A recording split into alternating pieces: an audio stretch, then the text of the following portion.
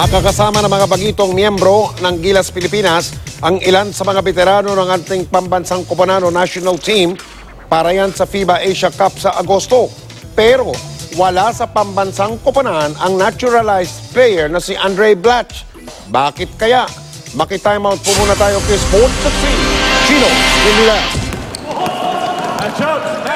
Magandang sukatan sa kung ano ang magiging hubog ng pinaghalong bata at mga veteranong malalaro ng pambansa koponan na unang makakasaluba ang China sa pagbubukas ng group stages ng FIBA Asia Cup sa Beirut, Lebanon. Sa kawalan ng do-it-all player na si Andre Blatch, sasandal si National Coach Chot Reyes sa mga veterano ng Gilas na sina Junmar Fajardo at Japet Aguilar.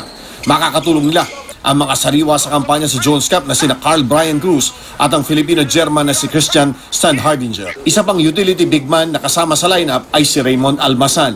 Magbabalik para sa isa na namang tour of duty sina Calvin Abueva at Gabe Norwood. Makakasama nila sa frontline ang bagong discovering shooter na si Matthew Wright at si R.R. Pogoy na kahanga-hanga ipinakita sa Taiwan. Ang nakakatuwang panoorin sa pinakahuling bersyon ng Gilas Pilipinas ay ang guard rotation kung saan magbabalik na muli ang isa sa mga hinahangang point guard sa Asia na si Jason Castro at ang fan favorite na si Terence Romeo na makakasama ang big revelation sa Jones Cup na si Gio Halalon.